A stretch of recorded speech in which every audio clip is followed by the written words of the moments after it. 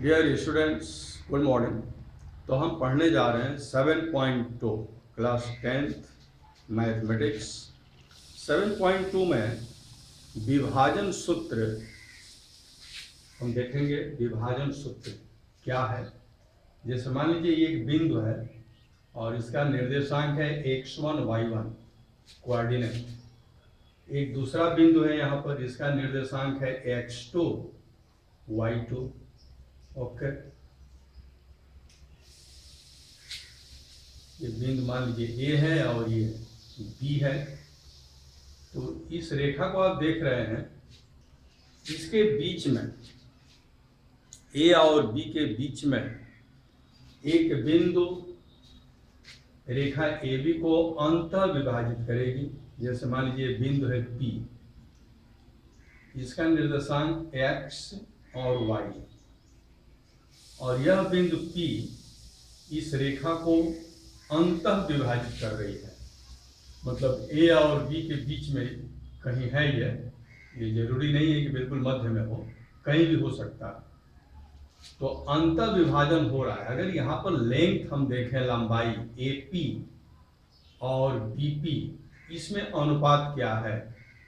तो इसमें अनुपात होगा M1 M2, ऐसा मान लिया जाए।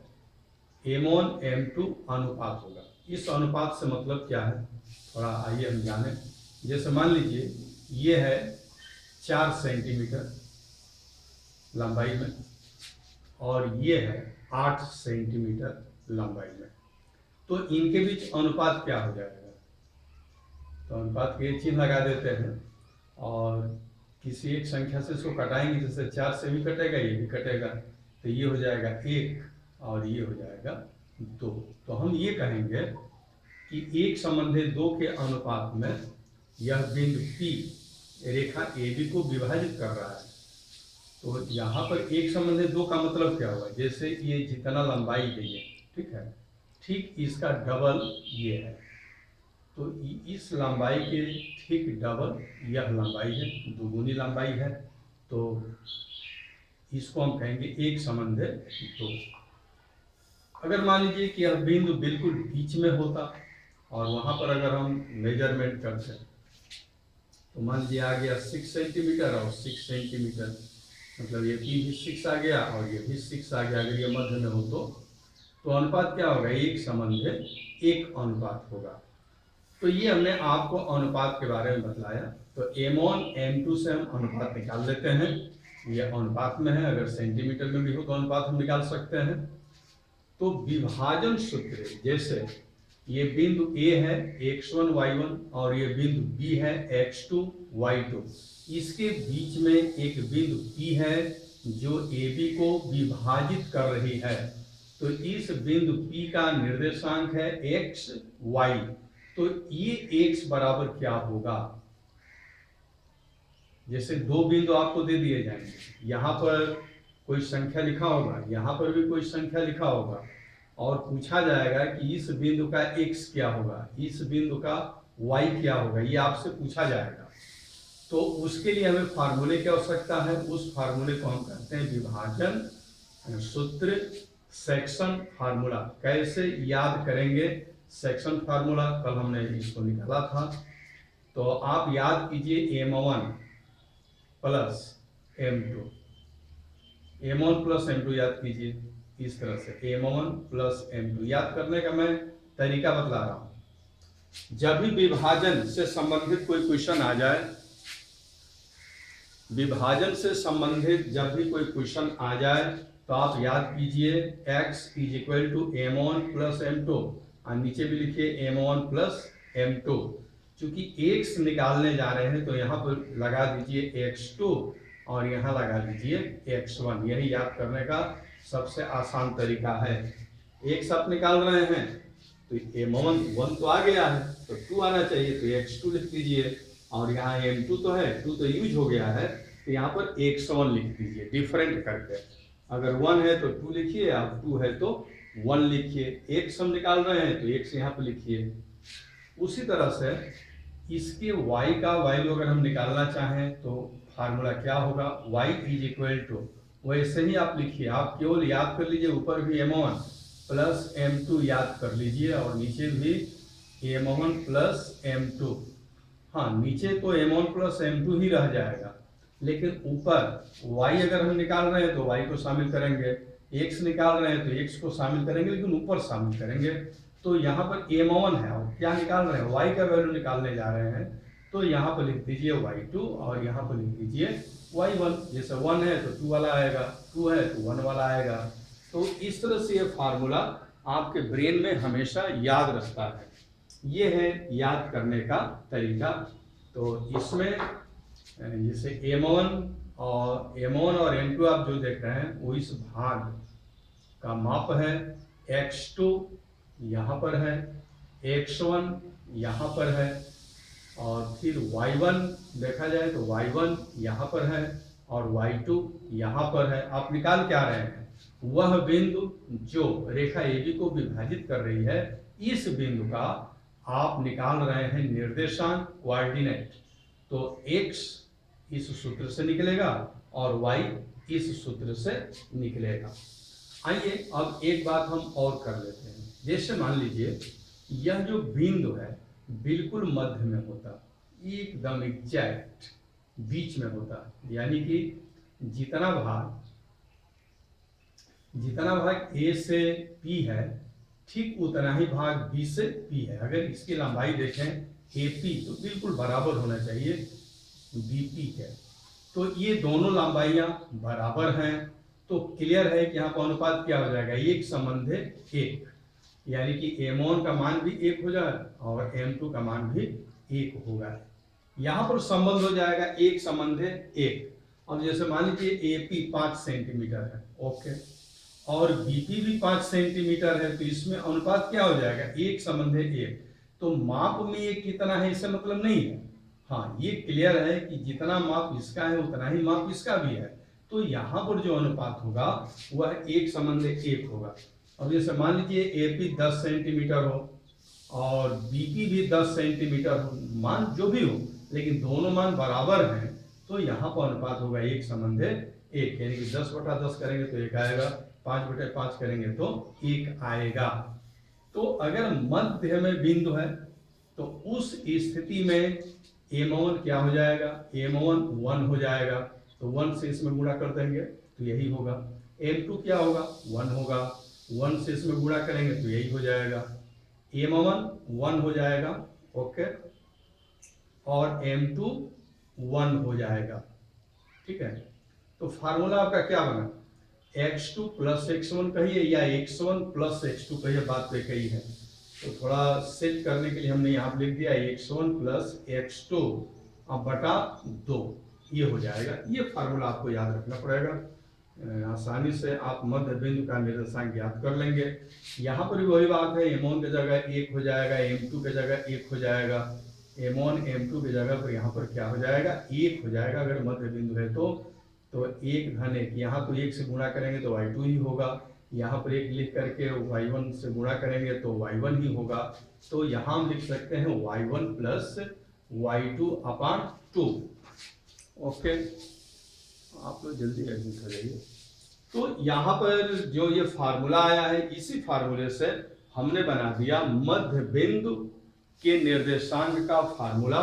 और इस फार्मूले को याद रखने का तरीका क्या होगा, कैसे हम याद रखेंगे इस फार्मूले को, मध्य बिंदु का निर्देशांक इसको हम कहते हैं, क्योंकि यह बिंदु बिल्कुल मध्य में होती है। तो मध्य, यह मध्य बिंदु का निर्देशांक, कोऑर्डिनेट ऑफ मिड पॉइंट, तो निर्देशांक है x का वैल्यू कैसे निकलेगा, x1 प्लस x2/2, बिल्कुल x1 प्लस x2, इन दोनों को जोड़िए, आधा कर दीजिए, बिल्कुल मुजवानी आप कर सकते हैं। यहाँ पर जो भी संख्या होगी, यहाँ पर जो भी संख्या होगी, दोनों को जोड़ के आधा कर दीजिए। तो x1 प्लस x2/2, x है तो x1 प्लस x2 हो जाएगा। इसी तरह से अगर हम y निकालना चाहें, मध्य बिंदु का y क्या होगा, तो ये हो जाएगा y1 प्लस y2/2। इस तरह से आप याद रखिए, दो सूत्र यहाँ पर आया हुआ है। मध्य बिंदु का निर्देशांक आप देख रहे हैं, x1 प्लस x2 दोनों को जोड़िए, आधा कर दीजिए, y1 plus y2, y1 y2 को जोड़िए, उसका आधा कर दीजिए, तो यहाँ पर x और y का ये निर्देशांक प्राप्त हो जाता है। अब आइए हम चलते हैं एक्सरसाइज के तरफ, अभ्यास किया जाए 7.2। इन्हीं फार्मूलों के साथ 7.2 हम करने जा रहे हैं। तो इसमें पहला क्वेश्चन हम देखें, फर्स्ट क्वेश्चन 7.2। फर्स्ट क्वेश्चन दे रहा है, मैं पढ़ रहा हूं। ओके, तो यहां फर्स्ट क्वेश्चन दिया है कि उस बिंदु के निर्देशांक ज्ञात कीजिए जो बिंदुओं -1 7 और 4 -3 को मिलाने वाले रेखाखंड को 2 संबंधित 3 के अनुपात में विभाजित करता है। तो आइए पहले हम क्वेश्चन लिखें। 7.2 क्वेश्चन नंबर 1। क्वेश्चन नंबर 1, तो यहां पर कहा है कि दो बिंदु हैं, जैसे -1 7 एक बिंदु हो गया, एक दूसरा बिंदु है 4 -3, 4 -3 एक दूसरा बिंदु हो गया। ओके, तो उस बिंदु के निर्देशांक ज्ञात कीजिए। यहां पर एक बिंदु है जो दोनों बिंदुओं, जैसे मान लीजिए ए है और ये बी है, और दोनों ए और बी को एक मिला दिया गया है। इसके बीच में कहीं पर भी, ए और बी के बीच में कहीं पर भी एक बिंदु है, जो यह बिंदु पी इसको 2 संबंधित 3 के अनुपात में विभाजित करती है। मतलब अगर ये 2 भाग है तो ये 3 भाग है। जैसे 2 सेंटीमीटर तो 3 सेंटीमीटर है, ये 2 भाग, ये 3 भाग, इस तरह से हम मान लेंगे। तो इस बिंदु P का निर्देशांक क्या होगा, यह हमें ज्ञात करना है। ओके, तो ये मैं चित्र भी बना दिया हूं ताकि आपके समझ में बहुत अच्छा से आ जाए। तो यहाँ पर देखिए, हमें निकालना है x और y का वैल्यू क्या होगा। तो ठीक है, इसको हम जो पॉइंट ए है इसको हम मान लेते हैं x1 y1, इसके ऊपर लिख देना चाहिए। इसको हम मान लिए x2 y2। ओके, ये तो x y है ही, इसको हम मान लेंगे m1 और इसको मान लेंगे m2, और यहाँ हम फार्मूला लिखेंगे और इस बिंदु P का हम निर्देशांक प्राप्त करेंगे। तो पहले हम x प्राप्त करें।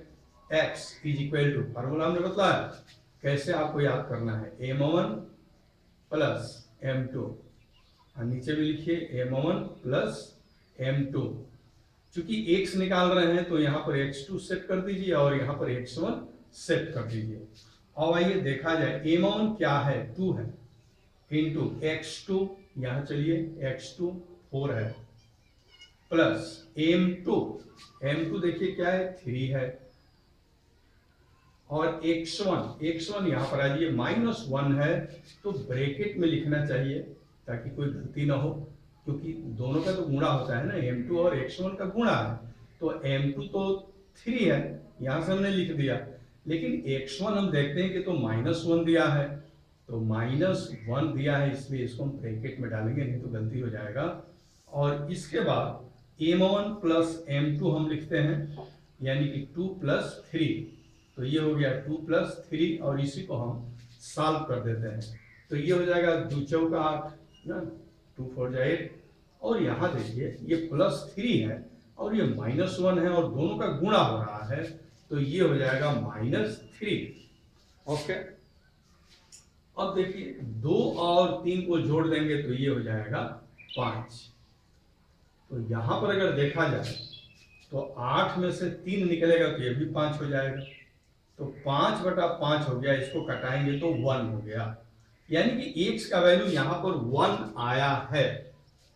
ये x का वैल्यू 1 होगा जो हमने प्राप्त किया है।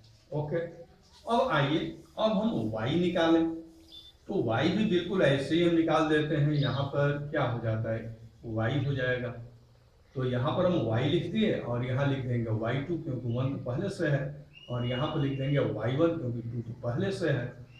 अब आ जाइए m1 की जगह तो 2 लिखेंगे। ओके, और y2 है, तो y2 यहाँ पर आज ये देखिए y2 -3 है, तो बिल्कुल इसको ब्रैकेट में लिखना चाहिए -3, क्योंकि ऋण चिन्ह गलती करा देता है, इसलिए हमेशा इसको लिखना चाहिए, तो पोस्ट में लिखना चाहिए, प्लस m2 क्या है, 3 है, m2 देख रहे हैं, ओके, और y1 7 है यहाँ पर, ठीक है, फिर नीचे हम लिख देंगे 2 + 3।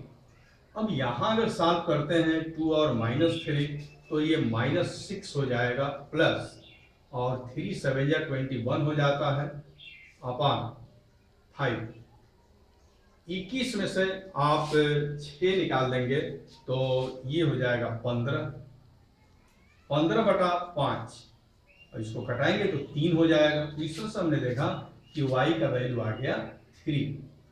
तो हमें x1 y1 का वैल्यू मालूम था, x2 y2 का वैल्यू मालूम था, ये भी मालूम था कि बिंदु P इस रेखा को, ये भी रेखा को 2 संबंधित 3 में बांट रही है, तो जो बिंदु बांट रही है उस बिंदु का निर्देशांक क्या होगा, यह हमने प्राप्त किया है इस सूत्र के द्वारा। ओके, तो ये क्वेश्चन यहीं पर समाप्त होता है। हमारा आंसर होगा 1 3। तो आंसर लिखना चाहेंगे तो आंसर ऐसे लिख सकते हैं 1, 3, कामा जरूर देना चाहिए यहाँ पर, क्योंकि ये भुज है और ये कोटि है, एब्सिसा है और ये ऑर्डिनेट है। ओके, अब हम चलते हैं दूसरे क्वेश्चन के तरफ। क्वेश्चन नंबर 2 क्या कह रहा है यह देखा जाए। तो क्वेश्चन नंबर 2, आइए देखा जाए। क्वेश्चन नंबर 2 ये कह रहा है कि बिंदुओं 4 -1 और -2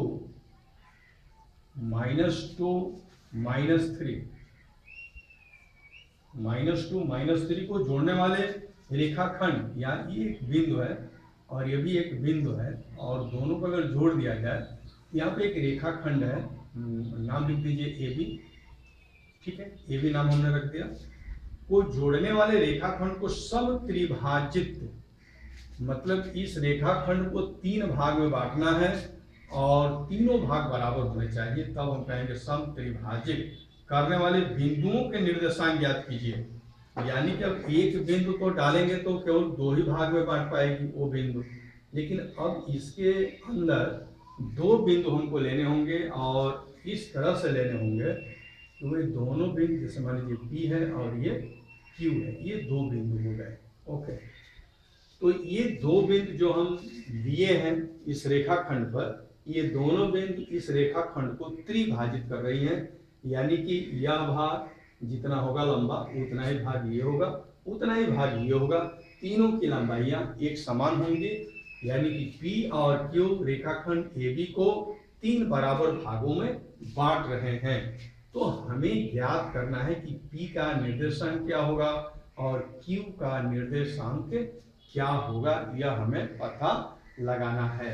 तो चलिए हम पहले P की बात करते हैं, ठीक है। हम मान लें कि Q अभी नहीं है, यहाँ पर P है केवल, तो हम कह सकते हैं ये बिंदु P AB रेखाखंड को एक संबंधित 2 के अनुपात में बांट रहा है। अगर Q नहीं है तब ये मान लीजिए पूरा एक खंड है और यह एक खंड है, तो इसमें हम देख रहे हैं कि 2 भाग पड़ रहा है और ये 1 भाग है, तो 1 भाग हो गया तो 1 हो गया। इसमें P से लेकर B तक इसमें 2 भाग हैं तो ये 2 हो गया। तो अगर केवल हम P की बात करें तो P जो है इसको एक संबंधित 2 के अनुपात में बांट रहा है। तो यहाँ बिंदु P का निर्देशांक हम निकाल सकते हैं इजिली। XY, हम P का XY हम निकालना चाहेंगे फर्स्ट, तो आइए हम निकालते हैं। X = फार्मूला मालूम है, M1 X2 plus M2 X1 अपान M1 प्लस M2। ओके, यहाँ पर देखिए यह जो वैल्यू होगा X1 होगा, ये Y1, और यहाँ पर इसको हम X2 कहेंगे और इसको हम Y2 कहेंगे, उसी पर लिख देते हैं, ठीक है। इसके लिए बिंदु P के लिए अब ये M1 है और ये क्या है, M2 है। ओके, बिंदु P के लिए अब यहाँ से क्वेश्चन को हम सॉल्व करते हैं। तो M1 क्या है भाई, M1 तो 1 है, ओके, x2 यहाँ पर ये -2 है, प्लस m2 2 है, और x1 4 है, और 1 + 2 3 हमने डायरेक्ट लिख दिया, तो ये हो जाएगा -2 प्लस 2 4 जा 8/3, यानी कि 8 में से 2 निकल जाएगा, 6/3, यानी कि ये हो जाएगा 2। तो देखिए p का एक वैल्यू हम निकाल चुके हैं और वह वैल्यू है 2। तो p का एक x का वैल्यू हम निकाल चुके हैं और ये है 2। अब आइए y हम निकालने का प्रयास करें। y क्या होगा p का? तो y अगर हम निकालते हैं तो यहाँ पर हो जाएगा y2, यहाँ हो जाएगा y1, तो ये हो गया y2 और ये हो गया y1। चलिए m1 देखिए 1 है, y2 देखिए y2 -3 है, प्लस m2 2 है, और y1 यहाँ आ जाइए, यहाँ देखिए -1 लिखा हुआ है, और ये हो जाएगा 3, 1 + 2 3, तो ये हो गया -3, और ये भी हो जाएगा -2, प्लस माइनस है, -2 हो जाएगा, और ये तो -3 रहेगा ही, तो 3 हो गया, यानी कि ऊपर हो जाएगा -5/3, इस तरह से लिखेंगे, -3 -2 -5 हो गया। तो इसका दूसरा बिंदु भी हम प्राप्त कर चुके हैं, -5/3, यह तो प्राप्त हो गया। ओके, P का बिंदु प्राप्त हो चुका है। अब यदि हम Q ज्ञात करना चाहें तो बिल्कुल ऐसे ही ज्ञात कर सकते हैं, या एक काम और कर सकते हैं, जैसे Q को अगर देखा जाए तो P और B के बिल्कुल बीच में है, मध्य में है बिल्कुल, तो हम मध्य बिंदु के सूत्र से Q का निर्देशांक ज्ञात कर सकते हैं। तो आइए इसका निर्देशांक हम ज्ञात करें। ठीक है, तो ये मैं हटा दे रहा हूँ क्योंकि Q के लिए इसकी आवश्यकता नहीं है। Q के लिए एक बिंदु हम P ले लेंगे और एक बिंदु हम B ले लेंगे, और ये हो जाएगा मध्य बिंदु PB के लिए Q मध्य बिंदु है। तो क्वेश्चन सॉल्व करने के लिए इसको x y मान लेंगे, ठीक है, कोई बात नहीं, x y मान लीजिए, क्योंकि ये तो बात हम कर रहे हैं बिंदु Q के लिए, तो यहाँ पर लिख दिया जाएगा बिंदु Q के लिए बात हो रहा है, बिंदु Q के लिए। ओके, तो यहाँ पर अगर हम निकालना चाहें x, तो x1 + x2/2, लेकिन भ्रमित मत होइएगा, देखिए इस बिंदु से हमारा कोई मतलब नहीं है, हमारा मतलब P और B से है और Q से है। तो यहाँ इस फार्मूले में x1 ये हो जाएगा 2, मतलब P x1 y1, ये हो जाएगा x2 y2। अब इससे कंफ्यूज नहीं होना है, इस बात को बहुत अच्छा से समझ लेना है कि कौन सा क्वेश्चन आप कर रहे हैं। तो हम तो ए पॉइंट ले नहीं रहे हैं, हम तो 2 पॉइंट ले रहे हैं, P B और Q। तो अब हमारा x1 ये हो जाएगा और y1 ये हो जाएगा, x2 ऐसे ही रहेगा ये, और y2 भी रहेगा, और बिंदु Q का निर्देशांक इसमें x और y हो जाएगा। ओके, x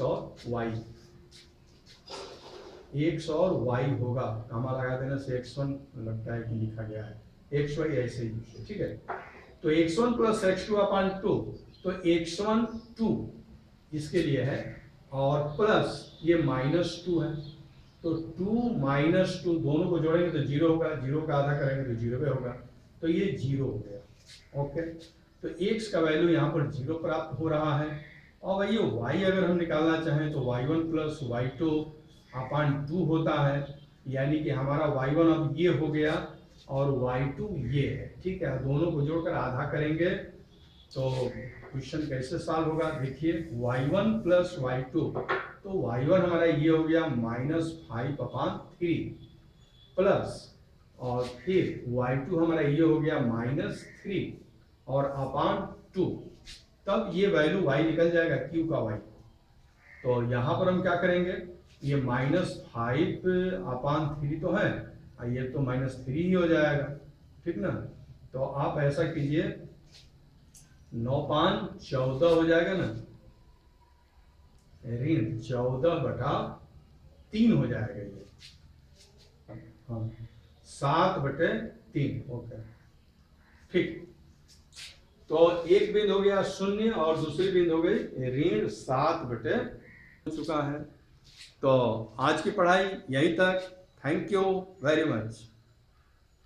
के बारे में काफ़ी विस्तृत चर्चा हम SN सिंह लाइव क्लास में कर चुके हैं। यदि आप भी लाइव क्लास ज्वाइन करना चाहते हैं तो मेरे व्हाट्सएप नंबर 96 16 72 78 46 पर अपना नाम व क्लास सेंड करें। SN Singh live class zoom app पर चल रहा है। मेरा ID 5563633017 तथा पासवर्ड QWERTY 123 है। धन्यवाद।